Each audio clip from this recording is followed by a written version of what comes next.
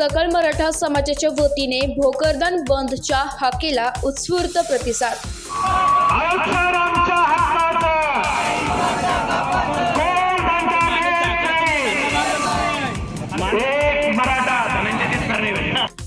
अंबड तालुक्यातील अंतरवाली सराटी येथे मनोज जरांगे पाटील यांचे आमरण उपोषण सुरू आहे। मनोज जरांगे हे 17 सप्टेंबर पासून उपोषण करत आहे। त्यांची प्रकृती खालावत चालली आहे। यामुळे त्यांच्या मागण्या त्वरित मान्य करून आमरण उपोषणाची शासनाने त्वरित दखल घ्यावी या मागणीला पाठिंबा देण्यासाठी रविवारी भोकरदन बंदची हाक अखंड मराठा समाज बांधवांच्या वतीने देण्यात आली होती। महाविकास आघाडीचे नेते तथा आमचे मार्गदर्शक माननीय जयंतजी पाटील आणि खासदार अमोल कोल्हे यांचे दिंडोरी पेठ विधानसभा मतदारसंघामध्ये हार्दिक स्वागत उत्सुक प्रवीण एकनाथ जाधव, संचालक मराठा विद्या प्रसारक संस्था नाशिक, माजी गटनेते जिल्हा परिषद नाशिक, संचालक कृषी उत्पन्न बाजार समिती दिंडोरी व तमाम शिवसेना पदाधिकारी व शिवसैनिक दिंडोरी पेठ विधानसभा।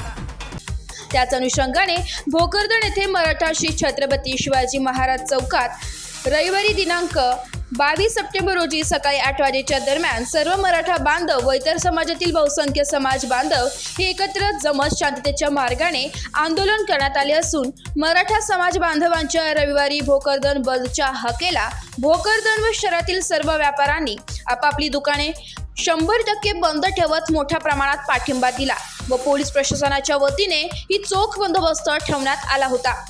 संघर्ष योद्धा मनोजदादा जरांगे यांनी 6व्यांदा जे आरपारचं उपोषण पुकारलं होतं त्याला पाठिंबा दर्शनासाठी जालना जिल्ह्यानं बंद पुकारला होता।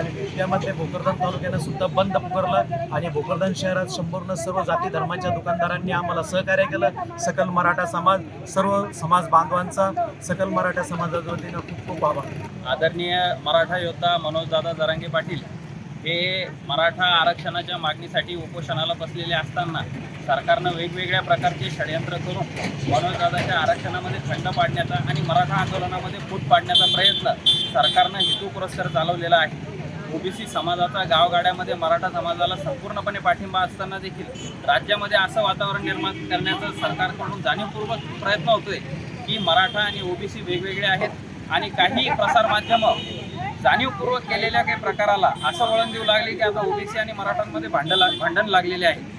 असा कुठलाही प्रकार दिसत नाही। आजच्या आंदोलनामध्ये सुद्धा आमच्या सोबतचे काही ओबीसी बांधव मोठ्या संख्येनं सहभागी झालेले होते। गावगाड्यातला ओबीसी आमच्या सोबत असताना जातीमध्ये धर्मामध्ये भांडण लावण्याचं काम सरकारनं केलं नाही पाहिजे। देवेंद्र फडणवीस राज्याचे गृहमंत्री 2 समाजामध्ये भांडण लावण्याचं काम त्यांनी करू नये आणि ते ज्यांना इशारा देऊन सरकार चालवू लागले त्यांना तत्काळ त्यांनी इशारा द्यावा, आदेश द्यावा की मराठा आरक्षणाचा प्रश्न तत्काळ मार्गी लावा। मनोजदादा जरांगेला दिलेलं वाशीमध्ये जे दिलेलं चॉकलेट होतं ते खरोखर आता करून दाखवण्याची वेळ आलेली आहे, नाही तर येणाऱ्या निवडणुकांमध्ये जनता तुम्हाला तुमची जागा दाखवल्याशिवाय राहणार। एस मराठी न्यूज साठी प्रतिनिधी अमोल शिंदे, भोकरदन। अशाच नवीन ताज्या घडामोडी जाणून घेण्यासाठी